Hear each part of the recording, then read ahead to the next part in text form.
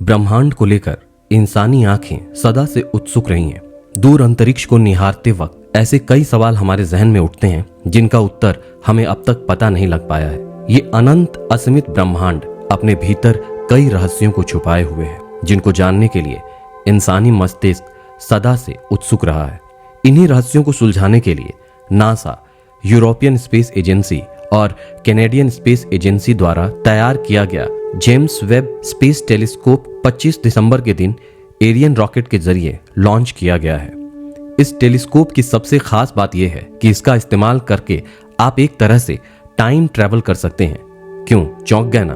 पर यह सच है दोस्तों। अभी भी टाइम ट्रैवल करके समय में पीछे जाना संभव तो नहीं है, लेकिन इस टेलीस्कोप के माध्यम से आप पास्ट के समय की झलक देख सकते हैं। दोस्तों, समय में पीछे का मतलब 5-6 साल पीछे नहीं, बल्कि मिलियंस और बिलियंस ईयर्स इतिहास में पीछे के काल को इस टेलीस्कोप से देखा जा सकता है। अगर हम नासा की बात माने तो उन्होंने दावा किया है कि 13 बिलियन ईयर्स पीछे के समय को इस टेलीस्कोप के माध्यम से देखा जा सकता है।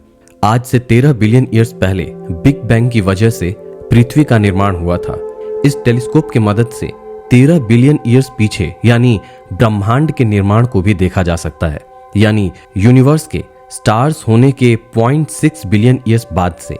आप में बहुत से लोग सोच रहे होंगे कि यह कैसे संभव हो सकता है कि हम एक दूरबीन की मदद से भूतकाल या भविष्य काल को देख सकते हैं। चलिए दोस्तों, आज के इस वीडियो में हम जानते हैं।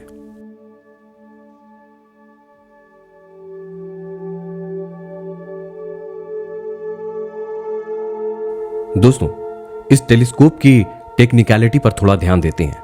सबसे पहले खास बात इसकी यह है कि इसे इंफ्रारेड को डिटेक्ट करने के लिए डिजाइन किया गया है।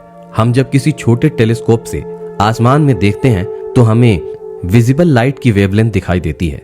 हमें सिर्फ वही रोशनी उससे दिखती है जो हम अपनी आंखों से देख सकते हैं। आमतौर पर जो छोटे मोटे टेलीस्कोप मार्केट में मिलते हैं विजिबल लाइट के वेवलेंथ पर ही देखते हैं। विजिबल लाइट की वेवलेंथ ब्लू से रेड कलर की होती है और रेड कलर की वेवलेंथ सबसे ज्यादा होती है।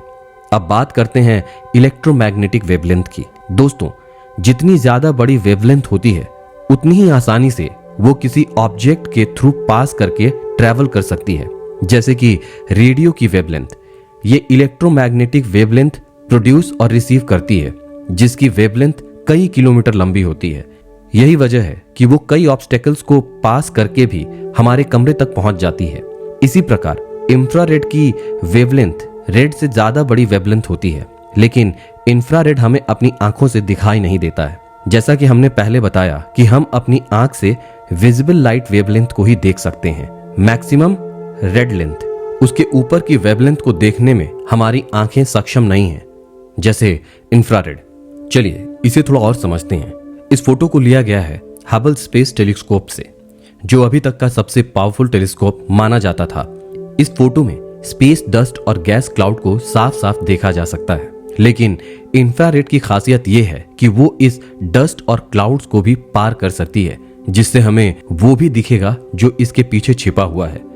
ये वो तस्वीर है जो कहा जाता है कि हमें जेम्स टेलीस्कोप से दिखेगा, मतलब जेम्स टेलीस्कोप से हमें और भी ज्यादा क्लियर पिक्चर देखने को मिलेगी। दोस्तों, जो भी चीजें हीट रेडिएट करती हैं वहां से इंफ्रारेड निकलती है। ह्यूमन, एनिमल्स, सूरज, आग, इन सब से इंफ्रारेड निकलती है। इसे और आसान तरीके से समझते हैं। आपने नाइट विजन गॉगल्स या दूरबीन के बारे में तो सुना ही होगा। अक्सर हम सोल्जर्स को नाइट विजन गॉगल्स का इस्तेमाल करते हुए देखते हैं। इस तरह के गॉगल्स या दूरबीन इंफ्रारेड डिटेक्ट करते हैं। अगर हम नाइट विजन गॉगल से रात में देखें तो हमें कुछ ऐसा दिखाई देगा। ये बॉडी हीट को डिटेक्ट करता है।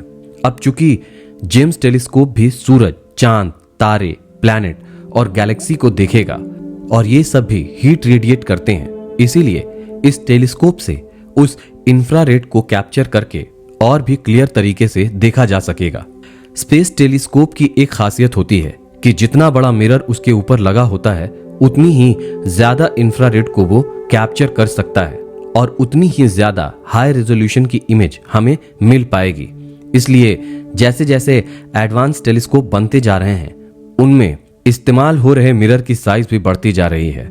हबल स्पेस टेलीस्कोप के मिरर की साइज और जेम्स टेलीस्कोप के मिरर के साइज में डिफरेंस आप देख सकते हैं। हबल के मुकाबले जेम्स में मिरर की साइज को बढ़ा दिया गया है। James telescope mirror 24 carat gold plated है, क्योंकि गोल्ड रेड लाइट की सबसे अच्छे तरीके से रिफ्लेक्ट करता है। इसकी वजह से इस मिरर की रिफ्लेक्टिवनेस 98% तक बढ़ जाती है। इसे बनाते समय नासा के सामने एक और प्रॉब्लम आई। जैसे कि हम जानते हैं कि हर चीज हीट रेडिएट करती है। अब जब ये टेलीस्कोप काम करने लगेगा तो ये भी कुछ हीट रेडिएट करेगा। इसकी वजह से इस टेलीस्कोप से भी इंफ्रारेड निकलने लगेगी, जो यूनिवर्स से आने वाली इंफ्रारेड के लिए बाधा उत्पन्न कर सकती है, जिसकी वजह से टेलीस्कोप से ली गई पिक्चर की क्वालिटी खराब हो सकती है। इस प्रॉब्लम को अवॉइड करने के लिए इसे ऐसा बनाया गया है कि ये सिर्फ -223 डिग्री टेम्परेचर पर ही काम करेगा। धरती पर इतना टेम्परेचर मेंटेन करना नामुमकिन है, लेकिन स्पेस में किया जा सकता है, क्योंकि वहां काफी ठंड होती है, बशर्ते डायरेक्ट सनलाइट इस पर ना पड़े। तो इस प्रॉब्लम को रोकने के लिए इस जेम्स टेलीस्कोप में एक सन शील्ड लगाई गई है। ये सन शील्ड एक पतंग की शेप की है और एक टेनिस कोर्ट जितनी बड़ी है। इस शील्ड को बनाने के लिए कैप्टॉन नाम के मटेरियल का इस्तेमाल किया गया है। इस सन शील्ड को बनाने के लिए कैप्टॉन की 5 लेयर लगाई गई हैं और हर लेयर इंसान के बाल से भी पतली है।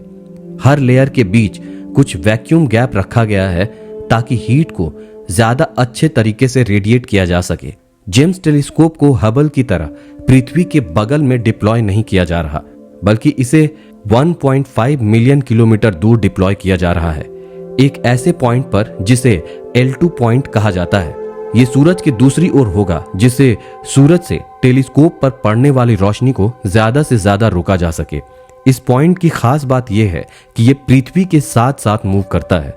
सूरज और टेलीस्कोप के बीच पृथ्वी साथ साथ चलती रहेगी और सूरज की रोशनी को टेलीस्कोप पर पड़ने से रोकेगी।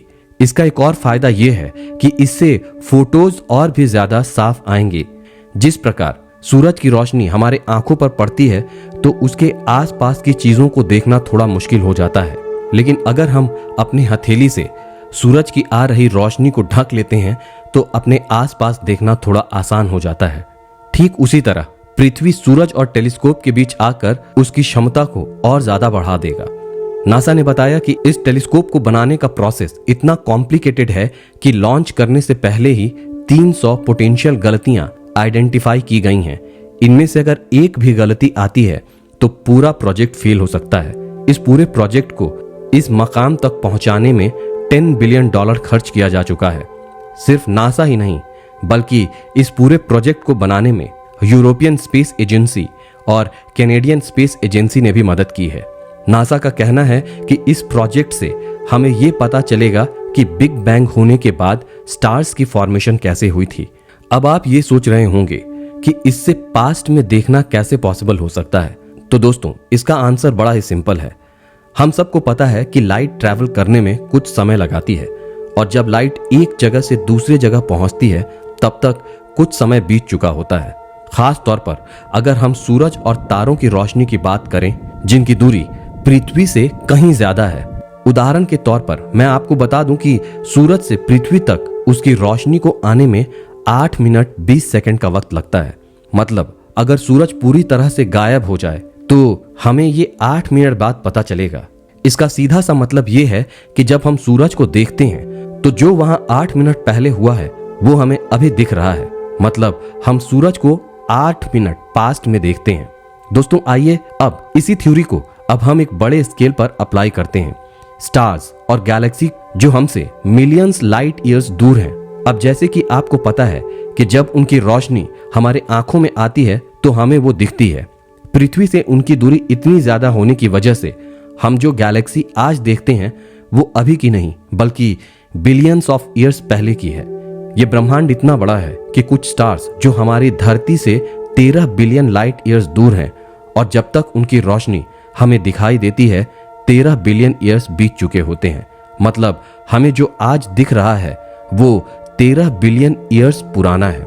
इस तरह से हम इस टेलीस्कोप के माध्यम से हिस्ट्री की एक झलक देख सकते हैं, या यूं कहें कि हम समय में पीछे जा सकते हैं, टाइम ट्रैवल कर सकते हैं। इसी लॉजिक से थ्योरेटिकली ये भी पॉसिबल है कि मान लीजिए हम 100 मिलियन लाइट ईयर दूर किसी प्लैनेट पर जाकर एक बहुत ही पावरफुल टेलीस्कोप से धरती को देखें तो पॉसिबल है कि हमें डायनासोर्स दिखाई देंगे। लेकिन प्रॉब्लम यह है कि इतनी डिस्टेंस को ट्रैवल करने में हमें बहुत ज्यादा समय लग जाएगा। अगर हम अपने आप को टेलीपोर्ट कर सकें तो ये पॉसिबल हो जाएगा और हम कह सकते हैं कि हम टाइम ट्रैवल कर पाएंगे। इसके अलावा ये भी देखना बड़ा इंटरेस्टिंग होगा कि जेम्स टेलीस्कोप और कौन कौन से नए प्लैनेट को देख पाता है, और क्या पृथ्वी की तरह ही दूसरा और कोई प्लैनेट है जहां जीवन संभव है।